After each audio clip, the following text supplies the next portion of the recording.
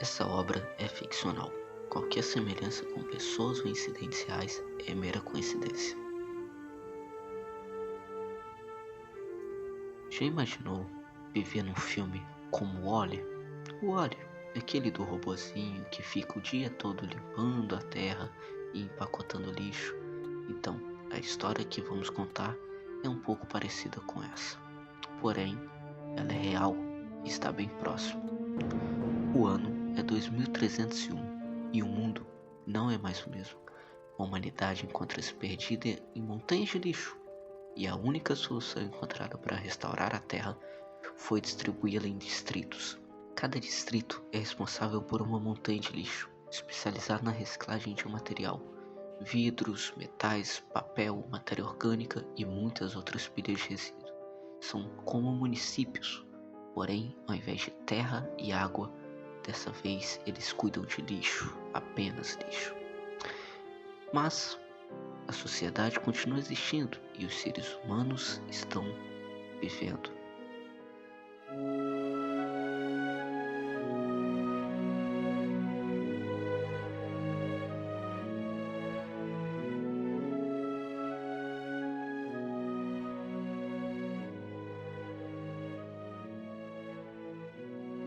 E nessa humanidade existe Folha, uma garota de ensino médio.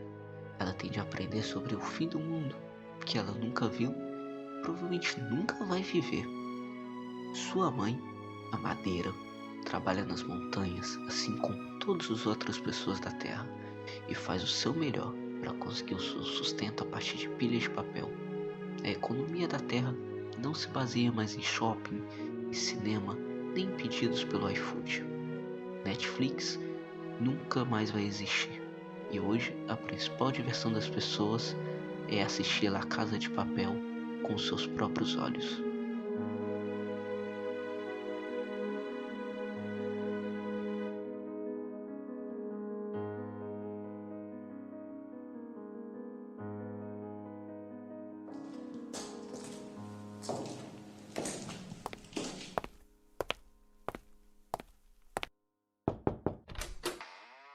Folha, acorda, menina, você vai se atrasar pra escola. Já vou, Madeira. E por que essa cara emburrada aí?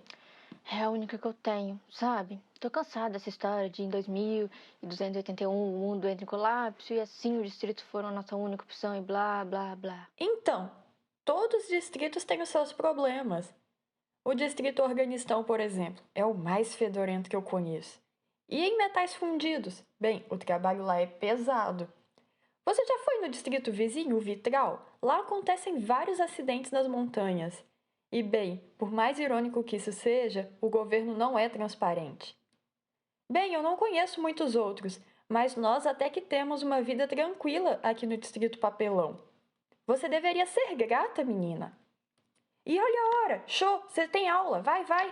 Tá bom, tchau, Madeira.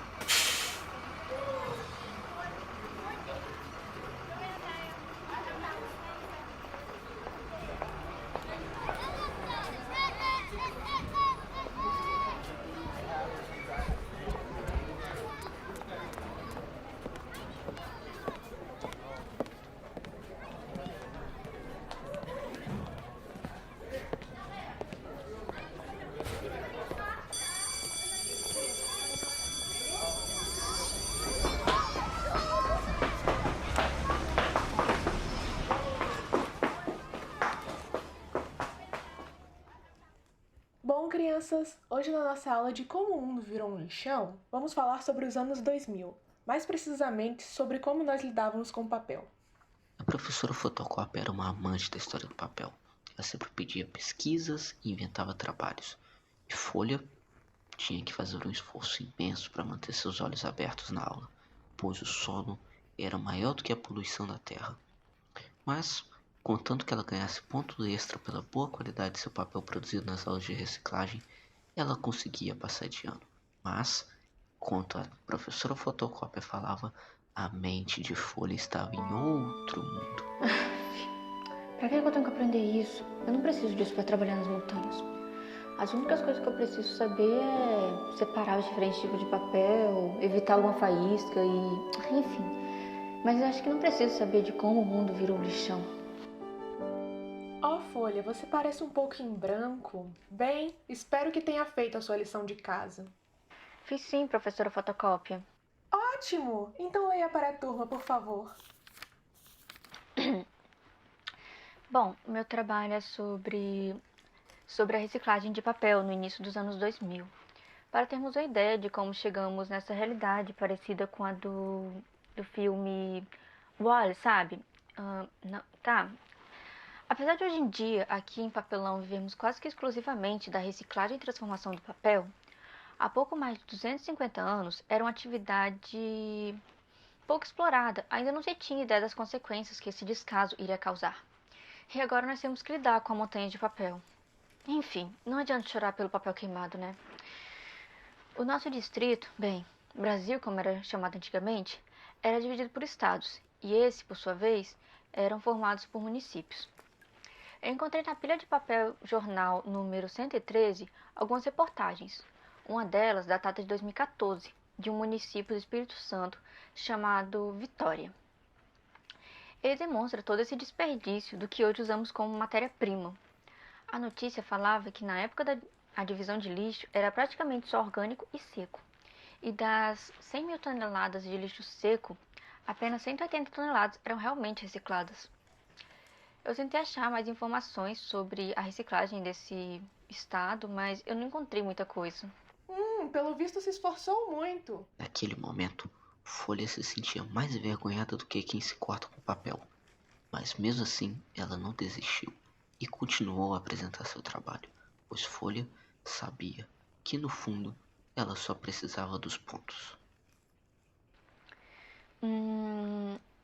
Bem, os dados que encontrei sobre o Brasil, datados de 2000, dizem que apenas 37% do papel era reciclado, uma grande parte destinada para embalagens.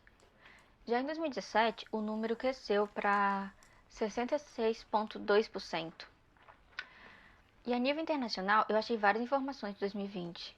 Segundo as mesmas, a média global de recuperação do papel chega a quase 55%, e os locais que mais se destacavam eram a Europa com 71%, o Japão com 70% e os Estados Unidos com 64%. Nossa, Folha, trilegal! E o que mais? Eu achei na pilha número 457 um trabalho escolar de uma gente da época de 2020 também, e o nome deles eram Eliabe, Temis, Camila, Emily e Augusto. É meio que um diário de gasto de papel familiar deles. E o número de pessoas nas famílias de cada um e a quantidade de sacolas de um certo supermercado usado para armazenar papel durante uma semana foi... Eliabe tinha 2 pessoas na casa e gastou em torno de 2 sacolas e meia. Temis, com 3 pessoas em casa, ela gastava em torno de 4 sacolas por mês, por semana. A Camila, com 4 pessoas, era um gasto de 5 sacolas e meia. A Emily tinha 2 pessoas e gastava 2 sacolas e meia também. E Augusto, com 3 pessoas, tinha um gasto de 4 sacolas de papel por semana. E dizia que eles escolheram reciclar o papel para fazer um caderno de anotações. Bom, é isso. Obrigada, Folha. Agora, deixe-me ver. Você. Celulose, você está com a mão levantada há algum tempo. Tem algo a acrescentar? Celulose era o aluno mais inteligente e comunicativo da sala. Ele era um líder nato. e ele sabia exatamente como conquistar a atenção da professora. Além das notas que eram tudo A4, ele sabia se expressar muito bem e sabia apresentar os trabalhos da forma como a professora fotocópia queria ouvir. Tenho sim, professora, sobre a reciclagem. Já li que desde antigamente, além da própria reciclagem do papel, as pessoas utilizavam outros métodos de reutilização, como na compostagem e o artesanato. Como sabemos, a maioria da eletricidade usada em nosso distrito é produzida a partir do papel, mais precisamente por meio de uma biobateria, que transforma glucose em energia. Além disso, elas não utilizam metais nem elementos químicos que prejudicam a natureza. Bem, nesse processo, os elétrons viajam em um circuito externo para gerar eletricidade, enquanto os íons de hidrogênio se combinam com o oxigênio do ar para criar a água. É interessante observarmos que essa tecnologia saiu do papel em 2007 e foi apresentada pela antiga empresa Sony durante a feira de ecoprodutos em 2011. O que foi um marco, pois na época a ideia de gerar energia a partir do papel, que não fosse bem queimando, era pensar fora da folha. Esplêndido, Se me celulose. permite dizer, naquele mesmo século foi descoberta uma forma de gerar energia a partir do papel higiênico. Descoberto em 2017, esse projeto funcionava da seguinte forma. O papel higiênico sujo, coletado em estações de tratamento de água e esgoto, secava e era convertido em um gás, dentro de uma câmara que pode atingir até 900 graus Celsius. Era então retirado o piche, as cinzas e a umidade do gás, para deixar principalmente o metano, dióxido de carbono e monóxido de carbono. Esses eram depositados em células de combustível de óxido sólido, que mantém temperaturas muito elevadas para gerar eletricidade de baixa emissão de metano. Bem, infelizmente esses métodos não eram economicamente viáveis naquele tempo. Bem, de qualquer forma, se tivéssemos investido em iniciativas sustentáveis, talvez a nossa atual. Temis, de novo dormindo na aula? Eu não tô acreditando, menina. Você não dorme em casa, não, criatura? Vai lavar esse rosto, vai. Vai lavar esse rosto e volta logo. Desculpa, fotocópia. Quer dizer, professora, desculpa. Assustada e confusa, Temis ergue a cabeça e olha para a professora sem entender nada. Ela mal conseguia lembrar do seu sonho. Para ela, foi apenas um delírio causado pela noite em claro, estudando para a prova de química orgânica, que assim como a história de como o mundo se tornou um lixão, ninguém entende o porquê é tão importante decorar o nome dos compostos e no final todo mundo só quer se formar. Mas, assim como o papel, o vírus está em todo lugar e pode ser a nossa destruição. Muito obrigado por acompanhar e fique esperto, pois você pode ser uma folha em branco.